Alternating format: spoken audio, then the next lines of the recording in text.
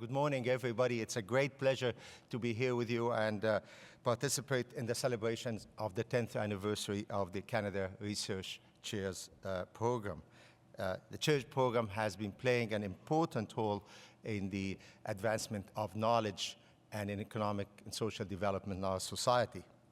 Investment in research is very important and essential to strengthen the competitiveness of our society, improve the quality of life for our citizens, and develop the next generation of innovators who will sustain the prosperity of Canada.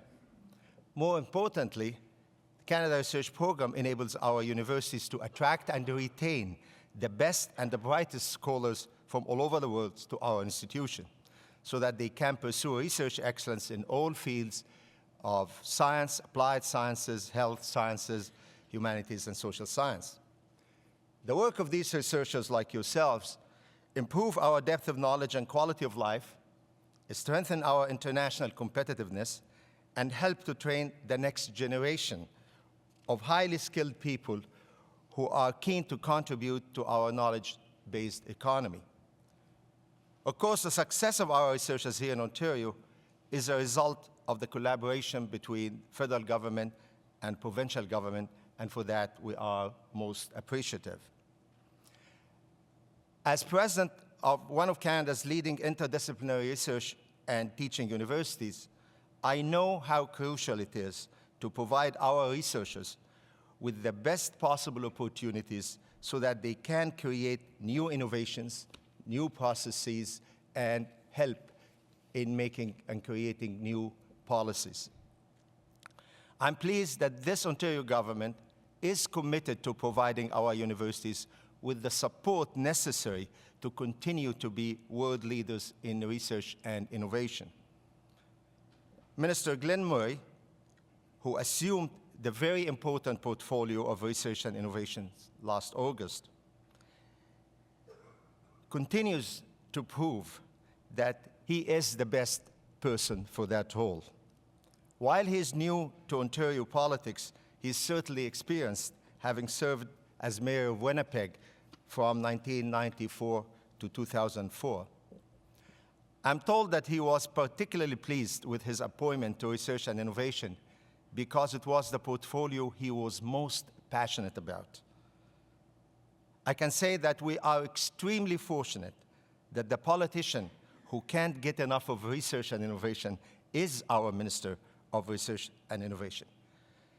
Minister Murray is someone who really understands the needs to reverse the brain drain, clearly understands and appreciates the role of university research in economic and social development of Ontario and of Canada, and we could not have hoped for a better champion for research and innovation. In fact, I would say one of the great features that I have seen with the minister since he was appointed in August is the fact he is able to translate the impact of research on society in a language that the average person can understand, which has been a challenge for all of us over the years. And for that, we are grateful. His commitment to the researchers of Ontario was evident this morning when I know, in spite of his busy schedule and other commitment he has, he decided that he will stay after he speaks here for a few minutes in order to take questions. And in fact, there are 2 microphones on the sides here that you can use if you want to ask the minister any questions. So without any further ado, ladies and gentlemen, it gives me a great pleasure to introduce to you Minister Glen Murray.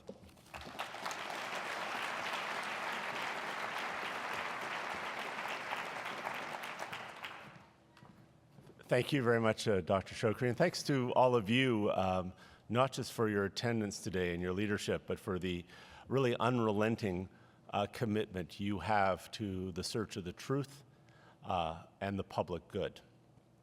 It's a bit intimidating to be having something 3 times the size of you up at your right-hand side. As you probably have heard, I'm the Minister of Elitism.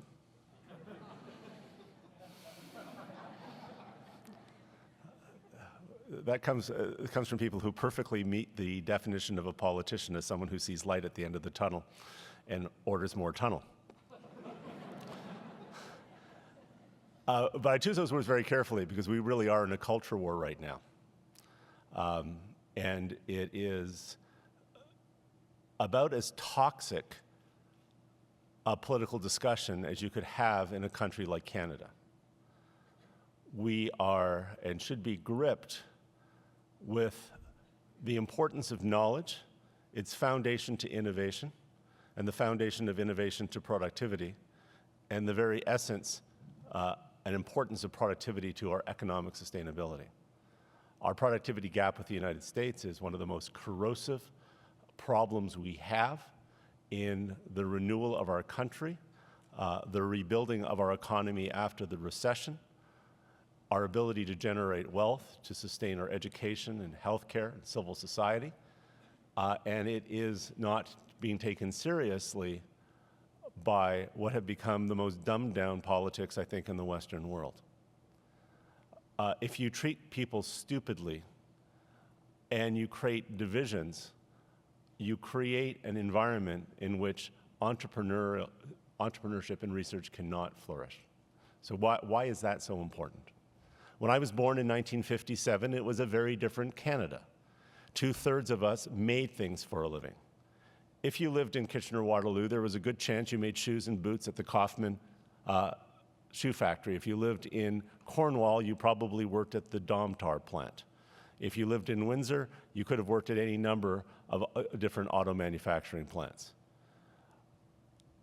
That era of an industrial policy in this country was very place-based and very, very fixed to place. People worked for these companies for their lives.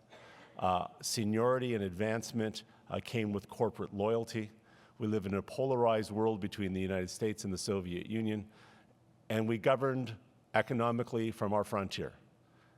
We controlled the people who came across at the border. We controlled prices with tariffs.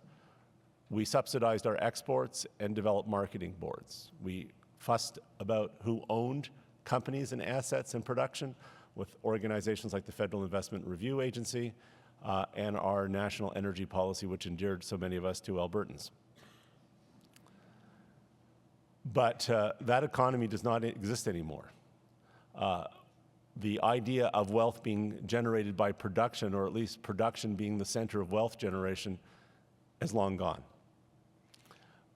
Wealth is increasingly generated by innovation. And innovation is the product of human imagination and human thought and research and discussion and risk-taking and multiple failures leading to success.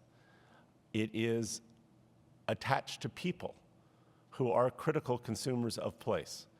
As my friend Thomas Friedman points out in the New York Times on a pretty regular basis, people don't have to immigrate to innovate anymore. Or his other bumper sticker is you can plug and play anywhere in the world. And that has not made it easier. It has not spread talent around the world like peanut butter evenly over the landscape. It has created a handful of very dynamic regional economies that are very successful at talent attraction and retention.